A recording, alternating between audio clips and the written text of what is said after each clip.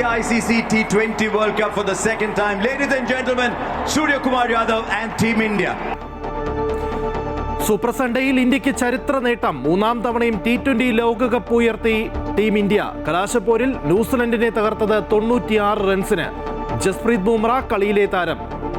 സഞ്ജു സാംസൺ ടൂർണമെന്റിലെ താരം. സ്വപ്ന നേട്ടമെന്നും നിർണായക ഘട്ടങ്ങളിൽ താങ്ങായ സച്ചിന്റെ ഉപദേശങ്ങൾക്ക് നന്ദിയെന്നും ഫൈനലിലെ ടോപ്പ് സ്കോററായ സഞ്ജു.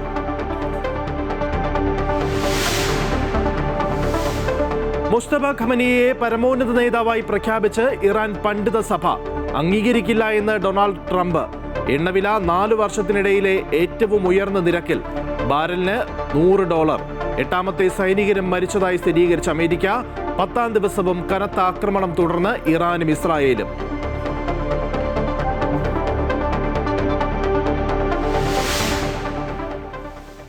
തിരുവനന്തപുരം നെടുമങ്ങാട് ബൈക്കുകൾ കൂട്ടിയിടിച്ച് 3 മരണം. മരിച്ചത് ഉഴമലക്കൽ സ്വദേശികളായ ശ്രീലാൽ, ബിനോയ്, രാജേഷ് എന്നിവർ.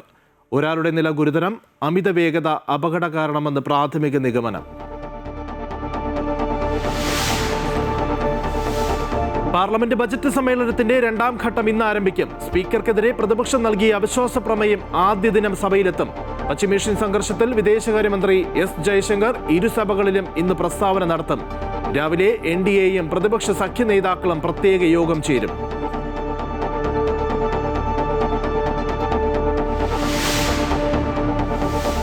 മൂന്ന് ദിവസത്തെ പശ്ചിമബംഗാൾ സന്ദർശനത്തിനെത്തിയ മുഖ്യ തെരഞ്ഞെടുപ്പ് കമ്മീഷണർ ജ്ഞാനേഷ് കുമാറിനും കേന്ദ്ര തെരഞ്ഞെടുപ്പ് കമ്മീഷണർമാർക്കും നേരെ കൊൽക്കത്തയിൽ കരിങ്കൊടി പ്രതിഷേധം.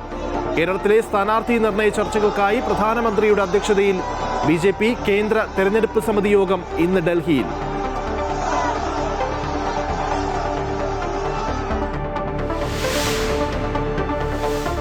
സംസ്ഥാനത്ത് നിയമസഭാ സ്ഥാനാർത്ഥി നിർണയ ചർച്ചകൾ തുടർന്ന് LDFും കോൺഗ്രസും. സീറ്റുകൾ വിട്ടു നൽകാൻ തയ്യാറല്ല എന്ന കേരള കോൺഗ്രസ് നിലപാട് UDFിന് തലവേദന.